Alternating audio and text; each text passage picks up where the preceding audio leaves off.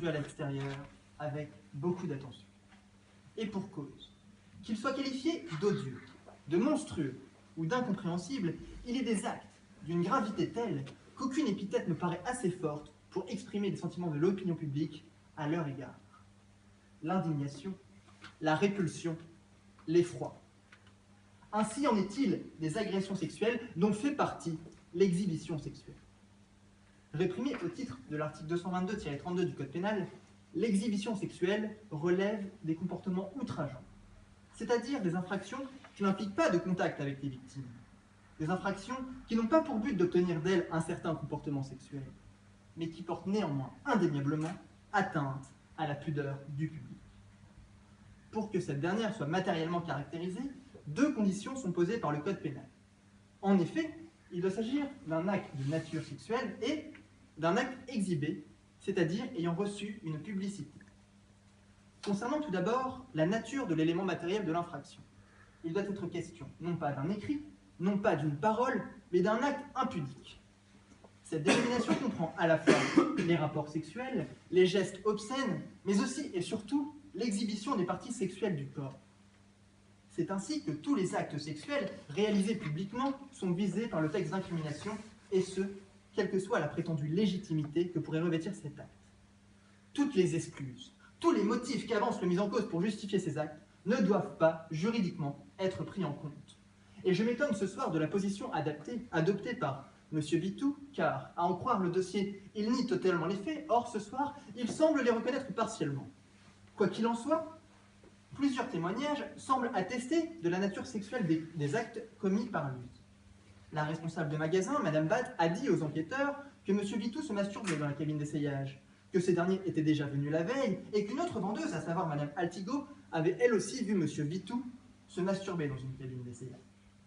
De même, l'agent de sécurité intervenu sur les lieux au moment des faits a confié aux enquêteurs qu'il avait vu M. Bitou intégralement nu. Et il certifia par ailleurs que ce dernier avait le sexe en érection et une de ses mains au niveau du pénis. Il apparaît donc manifeste que M. Bitou ait commis des actes de nature sexuelle. Quant à la publicité de l'acte, elle ne fait pas non plus l'ombre d'un doute. En effet, lorsque l'article 222-32 du Code pénal prévoit que l'acte incriminé doit être imposé à la vue d'autrui dans un lieu accessible au regard du public, cela signifie qu'une personne, au moins, doit avoir été involontairement témoin de cet acte. Or, en l'espèce, les procès-verbaux indiquent que plusieurs personnes ont été témoins des actes impudiques de M. Bitou, si bien que ces dernières, certaines d'entre elles, à savoir Mme Altigo, Mme Batt et Mme Mortier, ont porté plainte contre ce dernier. Et le fait que l'intéressé ait à chaque fois interpellé les vendeuses pour attirer leur attention démontre bien que ces dernières n'ont pas volontairement recherché le spectacle qui s'offrait à leurs yeux. Il en résulte alors que la matérialité de l'acte d'exhibition sexuelle commis par M. Bitou est bien caractérisée.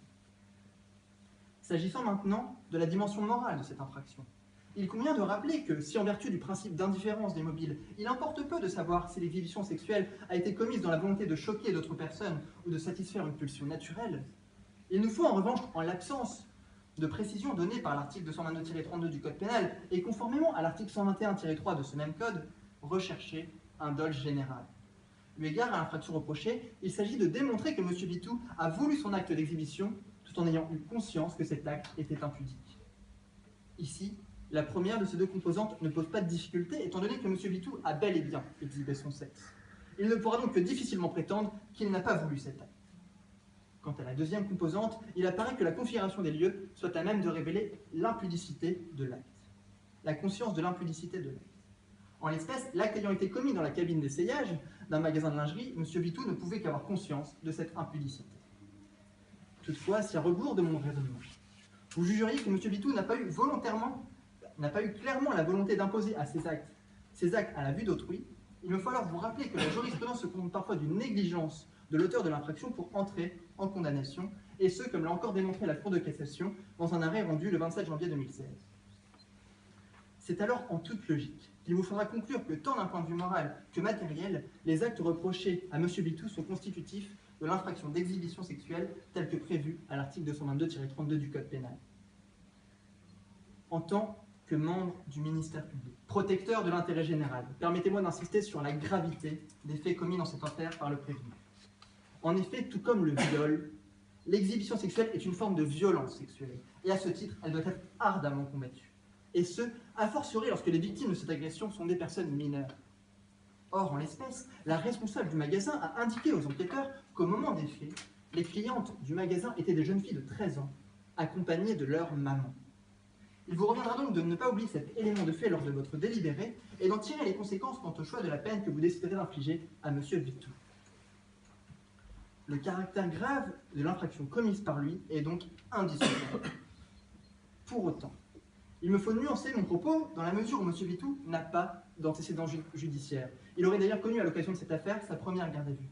Il n'est répertorié ni au STIC, ni au FIGES, qui est le fichier regroupant les auteurs d'infractions sexuelles. Cependant, d'autres éléments du dossier plaident incontestablement en sa défaveur. En effet, l'examen psychiatrique établi à son sujet rapporte qu'il n'avait pas, au moment des faits, le discernement aboli ou altéré et qu'il ne présentait pas de pathologie psychiatrique ou neurologique susceptible de modifier son caractère et son comportement. Cela m'amenant à soutenir l'idée que le mis en cause peut être déclaré pénalement responsable des actes qu'on lui reproche et pour lequel il encourt une peine d'1 an d'emprisonnement et de 15 000 € d'amende. D'ailleurs, je vous demanderai d'entrer en voie de condamnation et de prononcer à l'encontre de M. Vitou une peine adaptée tant à la gravité des faits qu'à la personnalité de la personne prévue.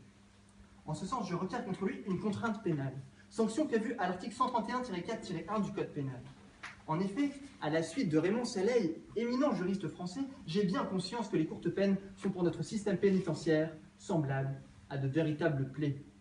La contrainte pénale, en tant qu'alternative à l'emprisonnement, permet d'astreindre le condamné à des obligations tout en permettant de mettre en œuvre à son profit un suivi renforcé, évolutif, mais aussi et surtout individualisé. Faire le choix d'une telle peine apparaîtrait cohérent au regard de la personnalité et de la situation matérielle et sociale du prévenu. En effet, ce dernier est primo-délinquant et dispose d'un emploi, à savoir celui d'animateur de vente. Par ailleurs, d'après les experts psychiatres, il ne développe pas de pulsions auto-agressives ou hétéro-agressives, autrement dit, il n'est pas dangereux. Infliger une telle peine à M. Vitou aurait pour conséquence de le soumettre à des mesures de contrôle et d'assistance, ainsi qu'à des obligations et interdictions particulières destinées à prévenir la récidive en favorisant sa réinsertion dans la société. Et ce, pendant une durée comprise entre 6 mois et 5 ans, que vous fixerez d'après votre intime conviction. Enfin, si vous déclarez M. Vitou coupable des actes qu'on lui reproche, je vous inviterai par ailleurs à le condamner à payer à mesdames Altigo, Batte et Mortier la somme de 500 € à titre de dommages-intérêts en réparation de leur préjudice moral. Je vous remercie. Merci, monsieur le procureur.